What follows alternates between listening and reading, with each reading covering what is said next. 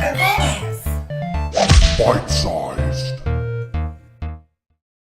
Welcome to Gaikoku Gamers, I'm Darryl Benson, and I'm here to talk to you guys about the similarities between the latest and greatest from Bungie, Destiny, and the once latest and greatest from Sega, Phantasy Star Online. This is the Japanese import for the Nintendo GameCube, which is my favorite version, personally. Although I do wish I had the Plus version, but can't be picky. Anywho, the first thing I'm going to go over is not so much a similarity, but just to give you a basic rundown of what Phantasy Star Online is, in case you've never heard of it. And then I'm going to go into why these games are so similar. In fact, you guys all know how much I like Destiny, and I've also mentioned how much I like Phantasy Star Online. And I started realizing very quickly after I started a new game with a new character in Phantasy Star Online last night, just how similar these two games are, and that basically Destiny hasn't created anything original whatsoever. And only the passage of time has kind of made us really forget about that small fact, and we all looked at Destiny like it was just a big amazing thing. In reality, it's all been done before. But let me first tell you about Phantasy Star Online. So basically the story in Phantasy Star Online is that Earth is destroyed by pollution or whatever over time, and they need to leave the planet because it's uninhabitable. So they jump on this ship called Pioneer 1 that goes out and sets a course for what they think will be the new home world for them that's very similar to Earth, and that planet is called Raggle. They get there, everything looks great, they set up camp there, basically start building buildings, etc, etc, etc. They communicate back to Earth that everything's great and that they should come by. So the rest of the human race boards Pioneer 2, and just as Pioneer 2 arrives, they set up a communication relay, and just as they're about to intercept the connection, this great big darkness powerful thing goes ahead and wrecks the communication relay. And so now the people on Pioneer 2 are wondering, you know, is everybody alive down there? They don't know that the communication was lost. All they know is that there was no communication. So there you have it. The only similarities that I can think of here are that you kind of have this darkness thing and these creatures in each section that are basically out to kill you and destroy the universe, as they know it, at least. And so yeah, you have that. But let's jump into the main meat and potatoes. So the objective of Phantasy Star Online is to go ahead, your original objective is to go ahead and try to bring back or revive Red Ring Rico. I think she's a daughter of the principal of the ship or something like that. Anyway, it's very similar to Destiny in how you need to basically bring back the Traveler. Obviously, Red Ring Rico is not nearly as powerful as the Traveler, but the importance that they have in the game are kind of similar. But let's get into the real similarities here. That was just one little thing. You have, in both games, 3 classes. Well, I should say 3 races. You have, in Phantasy Star Online, humans, which are people like you and me. Newmans, which they're able to go ahead and cast magic and use like energy type of attacks, like fire, ice, that type of stuff. And then you have casts, which are androids. They literally look like people, kind of, but they have big glowy eyes. They look like this. See that check right there? That's an android. That's a cast from the game. Now you're probably thinking to yourself, this sounds familiar. Because in Destiny, you have the humans, you have what are like casts, like robots, and then you have a kind of energy type of looking human type of user, which is interesting. Now, in those 3 races, you have classes, and in Phantasy Star Online, you have subdivisions of different classes that include hunters, rangers, and force users. And I, again, kind of feel that this is a little similar to Destiny, very similar to Destiny, in that you have a hunter class in Destiny, just like you do in this. They didn't even change the name. Warlocks are very similar to the Force users in the fact that they use energy attacks, and the Rangers basically are big bulky guys who use guns, which is very similar to Titans. So there you have it. Not very original on Destiny's part. And the fact that how many years later? 13 years later or so, they have not been able to go ahead and create more than these 3 races and 3 general classes. It's kind of sad. Anyway, so you're able to go ahead and set up your character. You can change your eyes, change your skin type, put little tattoos on their faces. Similarity. Hair, clothing, and even name that person. All very similar to Destiny. In fact, it's basically the same type of idea of a character creator. Moving on. In Destiny, you're given a ghost. And this ghost basically, well, the ghost finds you, to be fair, but it's this little teeny robot that floats next to you when you need its help, and it can help you along the way in different ways. Well, in Phantasy Star Online, they had the exact same idea.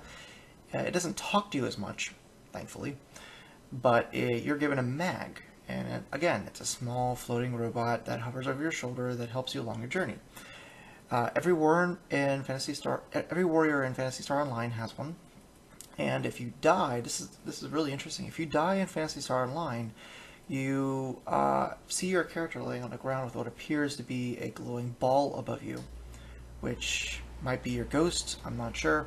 But anyway, this stays above you and above your dead body until someone in your party revives you, or until you just give up and go back to the homeworld. This is very similar to the fact in Destiny where when you're playing online with other people, the ghost that you're given blows up in a ball shape that glows and sits there until someone else revives you. And also in Phantasy Star Online, you also have a small chance of the mag actually reviving you on its own, which is also similar to the fact that in Destiny the ghost can revive you when you tell it to. Whatever. Moving on, so each area that you go across in the world of Phantasy Star Online is the same layout. So basically, just as you go to Earth or Mars or the Moon in Destiny, and you're greeted with the same exact land, each level, so to speak, is different because while the terrain and everything is exactly the same and it never changes, and the world is the same as the last mission you went to, the objectives are different, the things you have to do are different, and the areas that you have to explore are different. This is exactly the same as Phantasy Star Online. You have areas like the forest and the caves, and in each one of those areas, the missions that you collect will have you going to different segments of those areas, or collecting different things, or helping different people, or picking up different items, etc., etc., etc., in order to go ahead and complete the mission. Which kind of leaves us to the next point that's very similar. Both games have a hub world where you can go ahead and talk to other people online and send communications to them that are very basic and rudimentary. And you have shops there in which you can go ahead and collect weapons, armor, and general purpose items.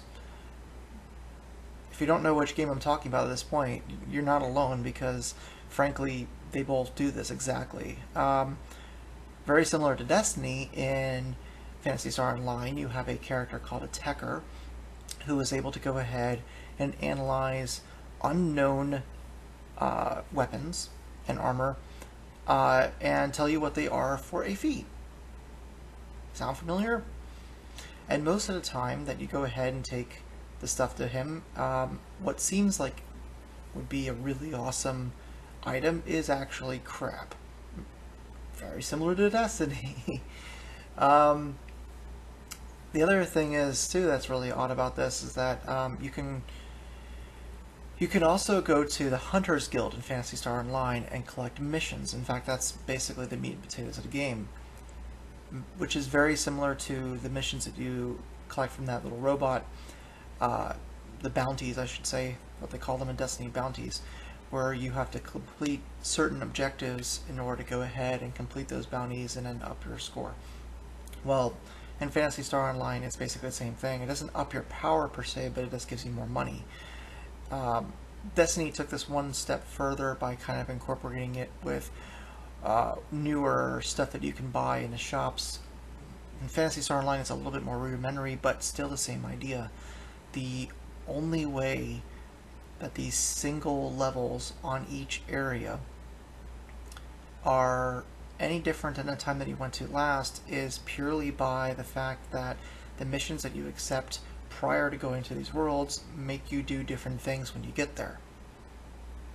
They're exactly the same. Anyway, when you go ahead and kill enemies or open up boxes, loot boxes, we're talking about Phantasy Star Online, by the way, not Destiny, although we are talking about Destiny. They leave little different colored shapes on the ground after you kill them. And these different shapes represent items and weapons and guns and all sorts of things that you can collect and then bring back and put on your character. Or, just like in Destiny, you can go ahead and hit the pause button and access your character right there and swap out different weapons and armor and use different items and so on and so forth. And just like in Destiny, when you hit pause, the game is not actually paused. You have to go ahead and find a safe area for you to go ahead and make sure that you're not killed while you're in the menu screen. There you go. Another thing that's kind of interesting about this game is that when you're standing still in Destiny, you regain your life. Well, when you stand still in Phantasy Star Online, you regain your HP and TP. TP is used for magic, HP is your health. Same idea. If you stay still, you're healed. Now I know that that was taken from Halo technically, but it is still technically a similarity. So yeah, so you find all these little shapes on the ground and you pick them up, and that's basically the objective of the game. That's basically how you become more powerful. Just like in Destiny, you have to collect all these new different weapons and stuff, because most of the time the weapons and armor that you find at the shops at your hub world sucks. Very similar to Destiny. Now, the communication, I said, is rudimentary because most of the time you're communicating through pre-rendered communications. So you can just say, like, great, or I need help, or things like that. And in this case, Phantasy Star Online was actually way ahead of Destiny, which is actually rather sad, because in Destiny, all you have is the ability to dance, point at someone, lay down, and salute, or bow. Not very helpful. At least in the Dreamcast and GameCube and Xbox versions of Phantasy Star Online, you could ask them to join a game and do stuff like that. And technically, Phantasy Star Online also had the ability to use a keyboard, something that Destiny does not have yet. So in that respect, Phantasy Star Online is actually ahead of the curve. Moving on. So, oh, also on the ground you find money, which in Destiny is Glimmer, and in Phantasy Star Online is Meseta. Same idea. The only way to really become rich is to kill enemies. Now, you can also accept missions. I already said that. Anyway, so each area kind of ends in this galactically large boss battle, and once you beat the boss, it doesn't necessarily mean that you won't be able to play the other levels in the same area. So it's very similar in Destiny, where you, at the end, you have this gigantic boss battle, and even though you beat that area, you can still go back into previous areas and play them for experience. It's the same thing in Phantasy Star Online. The whole setup is basically the same thing. You teleport from the whole hub world to the area that you want to go and fight in. You don't travel in a spaceship, you teleport, and it's the same thing in Destiny. You kind of magically go and then get sent out there. Although, to be fair, you... Actually, now that I think about it, you are in a ship in Destiny. My bad. But you do teleport to your ship, and it's the same basic type of idea. You don't actually see your character get on a ship, you just see them derez and then res onto the planet, which kind of makes it like a very teleport type of idea, which is exactly what you do in Phantasy Star Online. Anyway, that's about it, other than little other circumstances like both services are kind of paid. You see, back when, when Phantasy Star Online came out, you didn't really pay for online. The Dreamcast version of online was free, and so was the GameCube's. Granted, Xbox Live existed back then for the Xbox version, but considering you can't even play that version anymore because it's the only version you can't play offline, it's kind of moot. But anyway, both versions of these games you had to pay online in order to play online, which is true of today. You have to pay for PlayStation Plus in order to play multiplayer, and you have to pay for Xbox Live in order to play multiplayer. And it's the same way back then. If you weren't paying Xbox Live, then you were just paying Sega for your online bill. So yeah, both of these games are very similar between the classes and the races and the ghosts and the areas and how you fight and the items and the shopkeepers and everything else.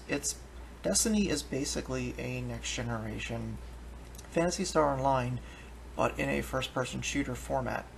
But that still borrows heavily from the elements in classes and abilities from Phantasy Star Online. So before you go ahead and give Destiny a lot of praise for what they've accomplished, maybe you should remember that this is not something that's at all original.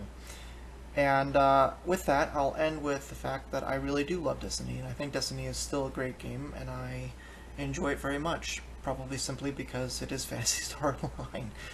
And I'll probably play it until Sega goes ahead and releases Phantasy Star Online 2 here in the States, which is out on PC and Vita and other platforms in Japan. Fingers crossed. I did see a listing of that game on Sears.com. Sears.com, for whatever reason, is selling Phantasy Star Online 2 for the Vita.